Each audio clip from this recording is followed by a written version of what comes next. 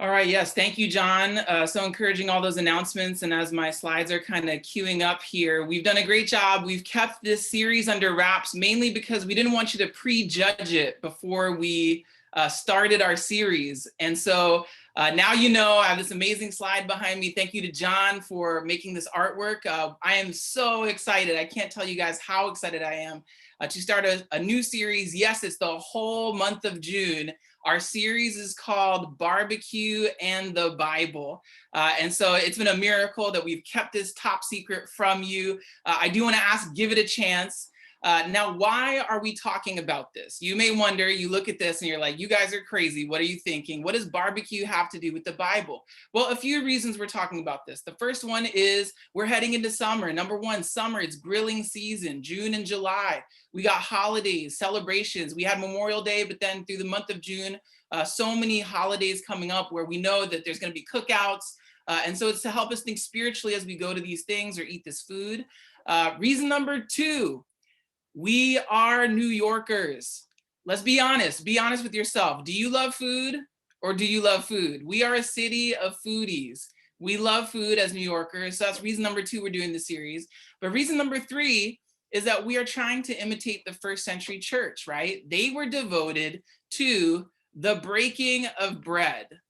And I think that, you know, we are a restoration church. We're trying to imitate the first century church in many, many ways. The Bible here in Acts 2:42 says they devoted themselves to the apostles' teaching and to fellowship, to the breaking of bread, it's in the Bible, and to prayer. Do you ever feel like, man, I love that we focus obviously on the apostles' teaching, the word, that we focus on fellowship, we focus on prayer. You ever wish, like, why don't we talk more about the breaking of bread? Well, if you've ever wished that, this series is for you. We're going to be talking about the breaking of bread in the series. Now, here is a fact. Wherever disciples are gathered, you will find food. Do you ever notice that? Wherever disciples are gathered, you're going to find food. You know, preparing and serving food to people is a big part of ministering to them. Jesus himself fed people, right? We see in Matthew 14, feeding of 5,000 plus people. And that was just the men, not counting women and children.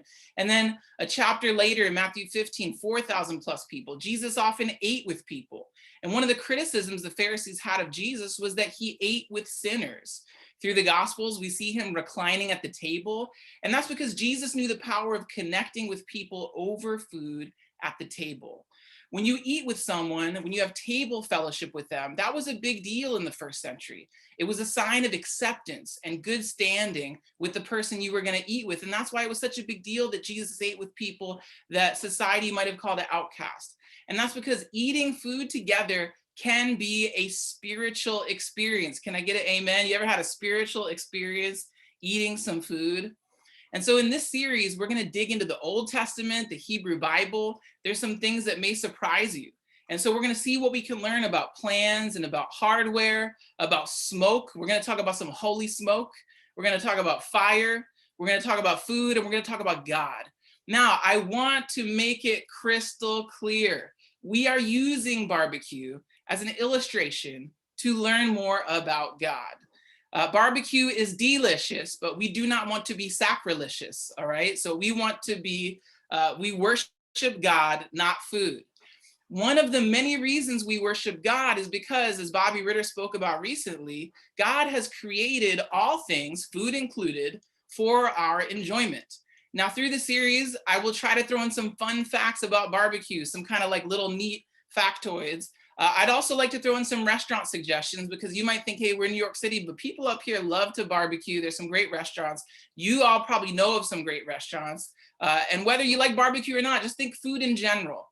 Now, I'm sure a lot of you probably already know some great barbecue restaurants, so feel free to email me offline if you want to see something highlighted or tip me off to something I don't know about. Now, I want to make some major qualifications. Many of you know much more than me about cooking, and I am well aware of that. My wife, I want to lift her up. My wife, Minami, is an incredible cook. She is way better than me, I would say, as a cook. We also have many professionals among us. And so you guys are phenomenal. And hopefully through the series, we're going to get to hear a little bit from them and how they see God in their culinary arts. But, I just want to say all that to say, I don't claim to be an expert, don't, kind of watch I might say something wrong here and there. There's all kinds of cooking, know-how, and there's little things about tips about the kitchen. I just love food. Do you love food? I love food. And I think that there are some spiritual lessons here that we can glean. Now, I want to make a few more qualifications so that you can really kind of go with me on this journey. And the first one is this: you might look at barbecue and say, that's a man thing. Barbecue is not just for men. Barbecue, like all cooking, is for women and for men. And there are many accomplished women pit masters. You can go ahead, if you want to look at and brush up on your Netflix, a couple of great shows, the American Barbecue Showdown, if you haven't watched it already. And in that show, you got Miss Sylvie, great contestant. One of the judges herself, Melissa Cookston, she is like one of the best barbecue pit masters out there in the US. You've also got up here Rodney Scott, Tootsie, and then right here in the middle, my man, Aaron Franklin. This guy is phenomenal, out of Austin, Texas. You can also watch Chef's Table right above me, right on this side. If you like Chef's Table, they even have a barbecue edition. That's how big a deal barbecue really is to a lot of people. Now, I want to say this too. Barbecue exists across many cultures. I don't have time to get into a full history of barbecue, but I was hanging out with Alfredo the other day, and he reminded me that we get the word barbecue from the Taino word barbacoa. Barbacoa is a form of cooking meat that originated in the Arawak-speaking Caribbean with the Taino people, from which the term barbecue derives. So come on, Caribbean is where a lot of this has derived from. But then you see that even across the world, different groups have their ways of cooking meat over open flame. Everyone has their way of doing it. Maybe throw it in the chat. What's the thing that you know, or something that's from your culture, or it's just something you enjoy? My wife is Japanese and Korean, so I got to rep yakitori from Japan. Then you got bulgogi from Korea, the braai from South Africa, barbacoa in Mexico, char siu in China, churrasco in Brazil, lechon in the Philippines, tandoor grill in India, shish kebab in Turkey, kalua pig from Hawaii, the Argentinian asado. I could go on and on. Every culture has their way of cooking meat, and it's amazing. Now, I love all the different cultural approaches to smoking meat, but my last qualification here, number 3, is that barbecue is not just meat. For all my vegans and vegetarians out there, they're like, man, I'm not going to watch midweek for the next 4 weeks because I don't like barbecue. Guess what? You can smoke all kinds of stuff. And you over there laughing about that. I'm talking about to eat. I'm not talking about smoking it for other purposes. But you can smoke apple pies. You can smoke cheese. You can smoke vegetables. You can smoke all kinds of things besides meat. I'm sure some of you think that's funny to hear me say. I'd smoke about anything to eat. I'd smoke about just about anything.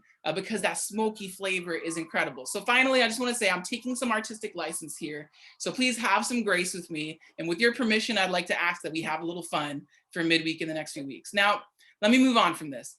My wife makes fun of me. I mean, a lot of people make fun of me, but my wife makes fun of me for this because I remember things by what we were eating when something happened. She'll be like, hey, remember when we did this? I'm like, oh yeah, that's the time where we were at that restaurant and we ate that.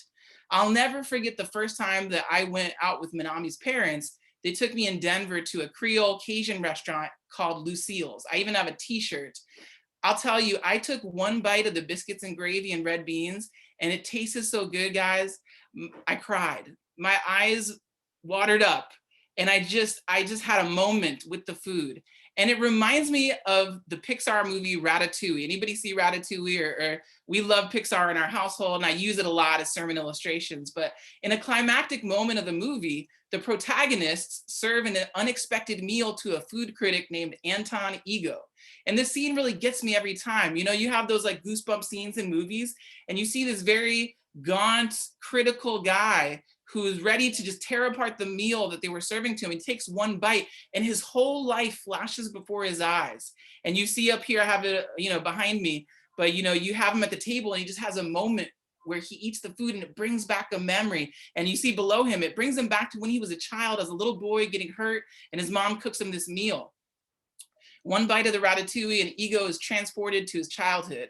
And it captures that connection between memories and food. I want you to write in the chat, what is a food that makes you think of someone or an event in your life? Something that you eat that when you eat it, it brings back just a feeling, a memory. It makes you think of someone you love, or it makes you think about something that happened. I think about, we have a new brother in Christ, Ron Blake. I will never forget the Italian food we ate with him after his baptism. After the baptism is customary, we'll all go out to eat somewhere, right? So Ron says, I want Italian food. And we searched the village and we finally found a spot, and this spot was good. And let me tell you, that is a memory I will treasure the rest of my life.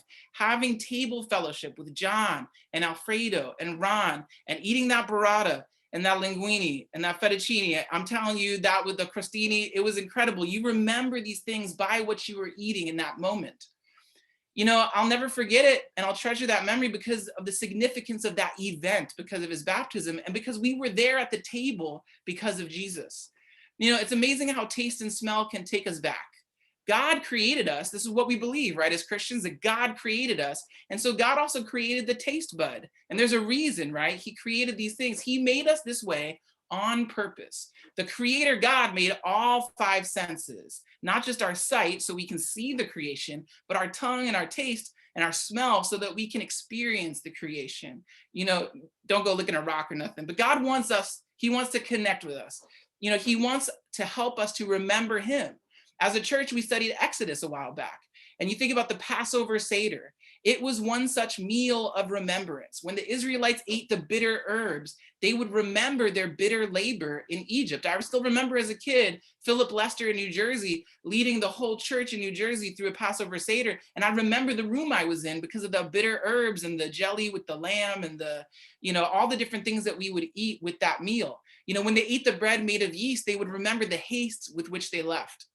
Jesus himself used food so that weekly we could reflect on his sacrifice for us. And that's why we take communion, right? The bread and the cup. God uses food as a tool to help us to remember. And that's a theme throughout the Bible. Remember what I've done for you. Remember. And so food is one of many ways that God helps us to remember him. And so we'll dig more into that at a later lesson in the series. But back to barbecue. I have always loved eating barbecue.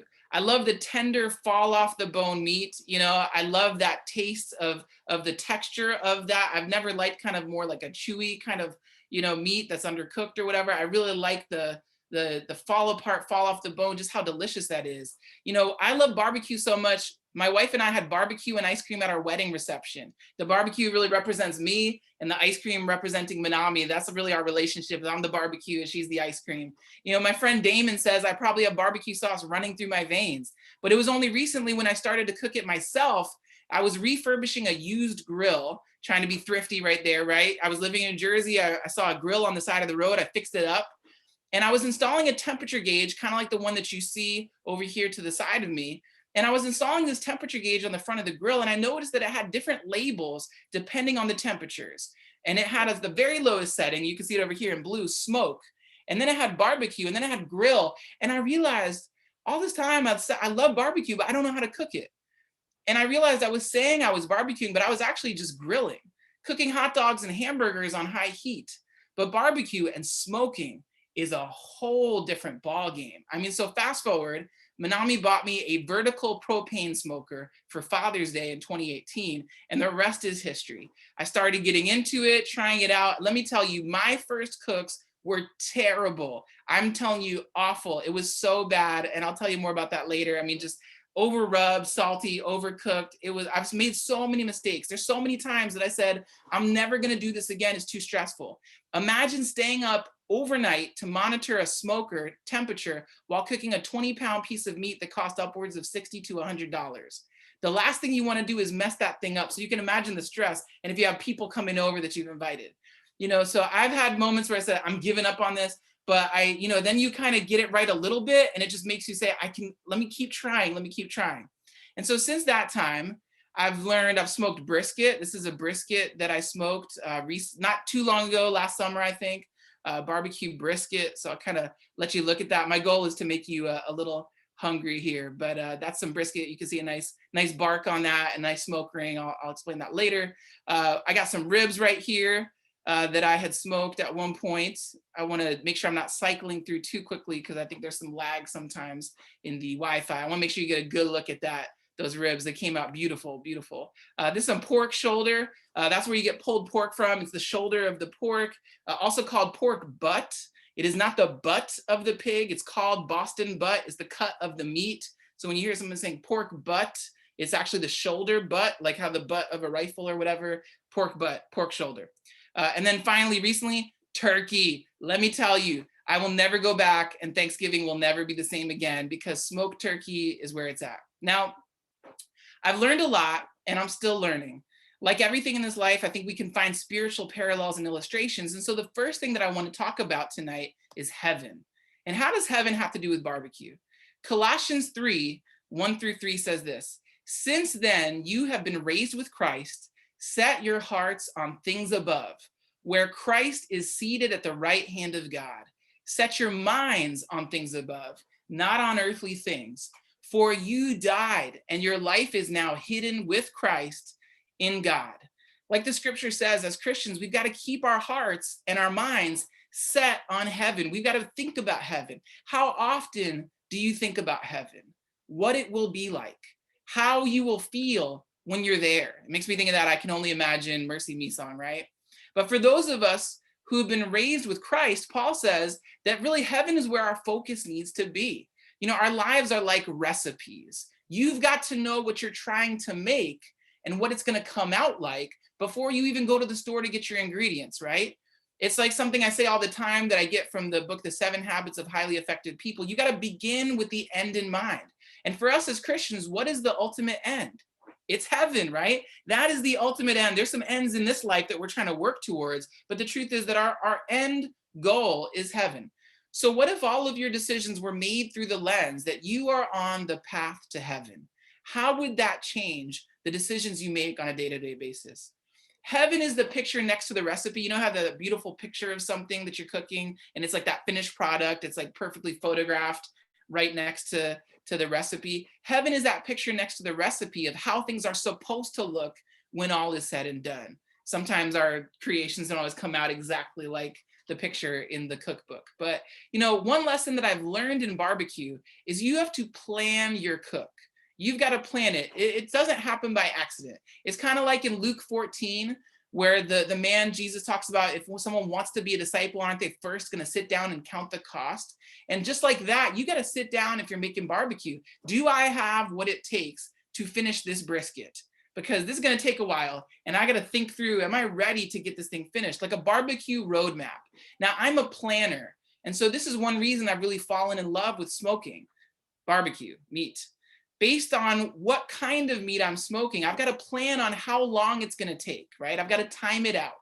If I have people coming at this time, then this is when I need to start to be finished on time so that the food could be ready. And I've even learned to keep a journal of each cook, each smoke, so that I know how I can figure out where I can improve. And I've learned a lot can go wrong during a cook.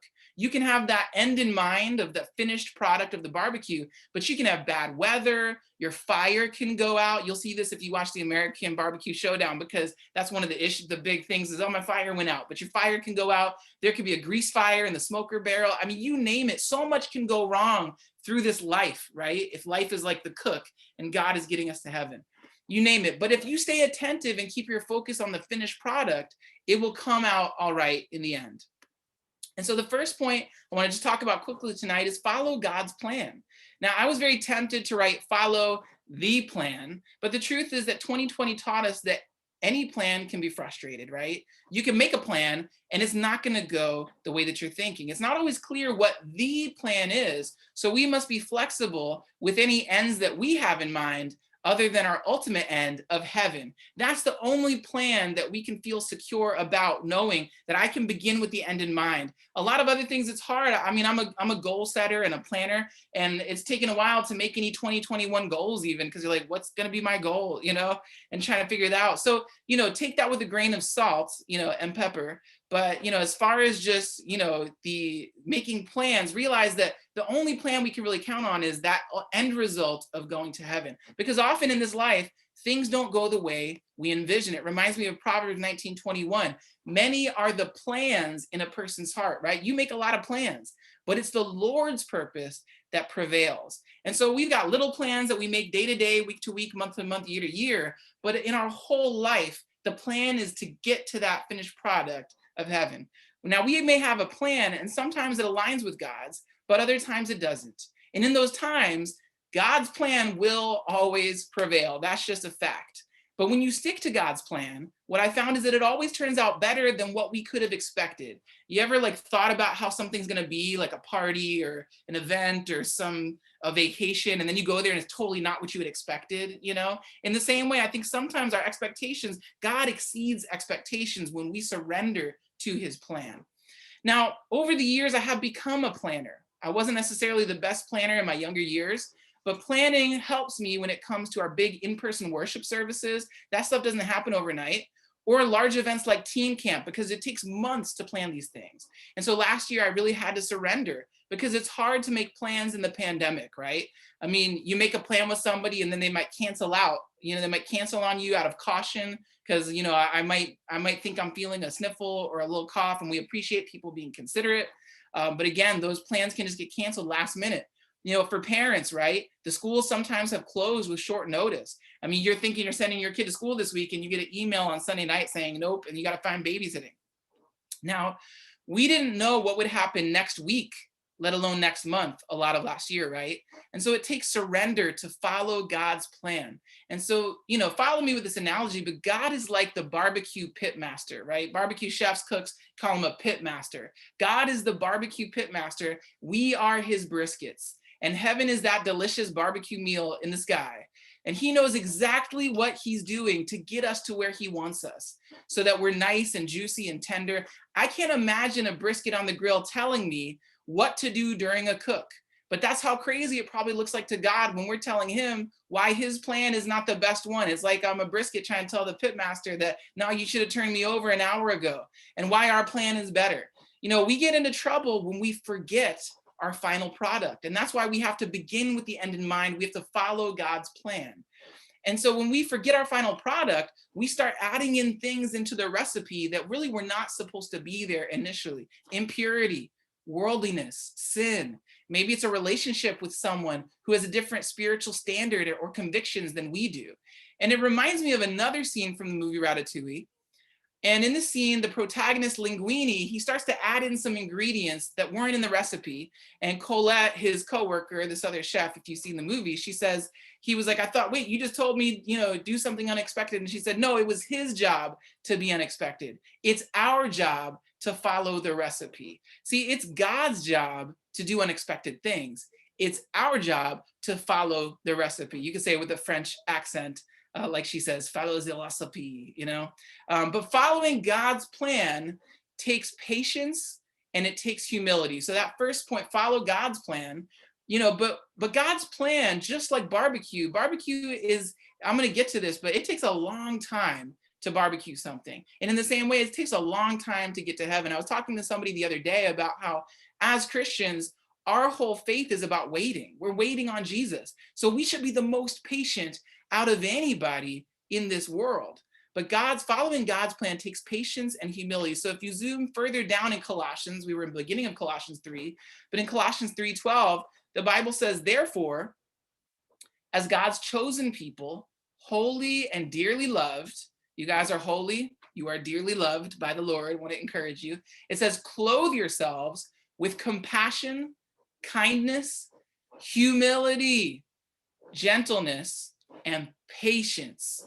And as Christians, the Bible tells us to clothe ourselves with humility and patience. We got to be putting those bad boys on every day, right? Because I know I need humility and I need patience because it's not naturally in me. And so this brings us to another barbecue principle that I think has major spiritual applications. And so this was one I'm really excited about because it's a major principle in barbecue. But when I learned it, and when I learned about smoking and cooking barbecue, I'm like, this is spiritual. And this principle is low and slow. Low and slow. If you know anything about barbecue, you know this. This is barbecue 101. Low and slow. I mean, that's what the barbecue pit masters say. You ever heard people say low and slow? And maybe you don't know what it means. I'm going to explain it to you. Low and slow. This is what barbecue is all about. What does low and slow mean? It means this, barbecue is the antithesis of fast food. It is slow food. It is the slowest of slow food. You can't just cook it up in 5 minutes. Ribs usually take me 4 to 6 hours. Brisket can take 12 to 16 hours, depending on the size of the brisket. And so low refers to the temperature that you're cooking at. And that could be 225 degrees or to 275 degrees, maybe even up to 300 or a little above, but you're talking 225, 275 is low. That is low. That is very low temperature that you're trying to, and so you can imagine, you know how science works, that as the thing that you're cooking something in is a certain temperature, it's going to bring the thing that's below that temperature up to that same temperature. Well, if your oven is really, really hot, it's going to bring it faster. But if your oven is really, really low, then it's going to take a long time to get your food up to that same temperature. Now, slow refers to the amount of time that you're cooking for. Barbecue and smoking means hours of cook time. Many times it's overnight. A lot of the pit masters, they don't go to sleep on the night of a cook. They stay up late. Part of why I love coffee, because a lot of these guys are all about espresso, drinking some coffee. Coffee is another spiritual lesson. But on the other end of the spectrum, you have grilling something like a steak, right? So we would call that hot and fast at about 400 to 450 degrees. And that takes minutes instead of hours, right? You can cook a steak 4 minutes on each side or something like that. And it doesn't go as long because you're cooking hot and fast. If you were to cook a brisket hot and fast like a steak, because of the cut of meat that it is, it would be chewy like a leather shoe. I mean, it would be terrible. And that's a mistake a lot of people make in barbecue, is they take the meat off before it's ready. And so it wouldn't taste that good. It would be super tough and just not enjoyable. Now, how does this apply spiritually? In stressful situations, or when we have conflicts with other people, how do we approach it? Do we come in hot and fast or low and slow? Do we come in low and slow? Here's what I've learned. Two pieces of meat need two different approaches. No piece of meat is the same, just like no person is the same. Different meat, different approach. And I learned this the hard way. The first cook I ever did, I cooked brisket and ribs at the same time, and it just was a mess, because you just can't really, you got to really be thinking they're two different pieces of meat and they take a different approach. Now, let me take it a step further. Two briskets that are not the same brisket, they're the same cut of meat, but they're two different pieces, they'll even cook differently. They might be the same piece of meat, but they might be different sizes. And I learned that mistake the hard way. A 21-pound brisket and a 7-pound brisket are going to cook totally differently. It's kind of like how the book of Ecclesiastes says there is a time for everything. There really is a time for hot and fast. I don't think hot and fast is always necessarily bad. There's a time to quickly in the moment react and deal with something, but there's also a time for low and slow, depending on the situation you're in. A steak requires hot and fast. Brisket, barbecue requires low and slow. Often we use one approach, but it doesn't yield the outcome that we desire because we're taking the approach and applying it to the wrong cut of meat. When we approach situations with humility and patience, it's the same idea, Smeralda, as sous vide, yeah. When we approach situations with humility and patience, in due time, what comes out is that satisfying, moist, tender, enjoyable brisket. Have I made you hungry yet? But when we are prideful and impatient, we're not going to be happy with the way things turn out. It's the same as somebody cooking a brisket and trying to cook it in an hour, thinking it's going to come out a certain way, but then they taste it and like, that didn't taste so good. And so we got to make sure that the approach we're taking is in line with the outcome that we're hoping as we talk to different people. Now, as we're getting ready to close this thing out, one final thought. There is a saying in barbecue, and the saying goes like this: if you're looking, you ain't cooking. Anybody ever heard that before? If you're looking, you ain't cooking. See, what happens in barbecue, we as people, we're impatient, right? And so with such low temperatures, depending on the elements and whatever's happening outside, you can lose a lot of temperature when you open the lid. But we as people, we're impatient and we want to know, are we there yet? Are we there yet? Are we done yet? It's like the kids in the back seat of the car on the minivan on the way on vacation, right? And you're opening the lid and you're opening the lid. Now, humans are ingenuitive and they have come up with smokers with glass fronts. Amen. But even those get clouded up over time. So that's side note besides the point. But the point is this: the more you open the lid on a smoker, the more heat and smoke you let out, and your food won't actually cook because you're checking it too much. You have to leave it and trust the smoke and the fire to do its work. It takes the patience that Colossians 3:12 talks about. Sometimes in our desire to take control of a situation, you know, we're just lifting the lid over and over again with our children or with our spouse or with, you know, a situation at work or with something at school, and we're trying to force the situation. We keep lifting the lid and we're not allowing God to let that smoke and that heat work on that brisket so that it can be tender and fall apart and juicy. You know, we actually shoot ourselves in the foot by constantly checking on something. Do you have a situation, any situation in your life that you need to leave alone? It goes against, you know, kind of logical thinking, but isn't so much of what Jesus taught like backwards from what you would think to do? So again, you don't always need to be like all up in there with stuff and like all up in somebody's grill, right? All on some issue, right? Just leave it alone sometimes. Sometimes you leave it alone and it actually goes better. I'm not saying neglect something or brush something under the rug, but give it a little space, give it a little bit of time. Do you have any situation in your life that you need to leave alone and leave it in the cooker for a while? Perhaps maybe you need to check on it a little bit less and pray a little bit more. So as we close out, I just have some discussion questions, and I do have one kind of final fun section. I'll be doing some barbecue restaurant highlights, but some discussion questions. What is a food? I'm going to post these in the chat too, just so you can get it. What is a food that brings back the memory of a person or an event in your life? What is a food that brings back the memory of a person or an event in your life? I think that'd be fun as a small group to kind of unpack and talk about a little bit. Thank you, John. I love this picnic blanket. These are like your morsels these are your like take home doggy bag, you know, at the end of the meal. So this is the food on the picnic blanket in Central Park. Question number 2, how has the pandemic affected your perspective on planning? How's that affected you? Are you just like, I'm done planning, I'm not going to plan another thing, I can't figure it out, I'm stressed? Or like, you know, just where are you at with trying to figure out how to plan? Where are you at with your surrender? Question number 3, what are some things that help you to remember to go low and slow in your interactions with others? Manhattan is hot and fast, let me tell you, right? I mean, we go on the subway and you walk around the streets and people are hot and fast. I was in the grocery store on Columbus this morning and this guy, I'm like, it's too early to be like arguing with the cashier. New York is hot and fast. We need to take it low and slow. How can we remain low and slow when everything around us is going hot and fast? And finally, what is one situation in your life that you think that God has in the cooker? You know, what's something that it's a situation that it's being worked on, and how can you just let it go, you know, and let God work on it and be praying about it? And then I would say pray about it together. All right, so one final note. Now, I hope that tonight has encouraged you. Welcome to my crazy mind. I hope that you've had fun as we've talked a lot about barbecue and spiritual things and the Bible. We do love God, and so these are all used hopefully to help you get closer to him. But I do want to say this. This is the first lesson. It is a series. And so next week we're going to continue, and I just want to put a plug in. You do not want to miss it because we are going to be going into some really interesting things in my IMO, in my opinion. All right. We will get into some pretty meaty stuff.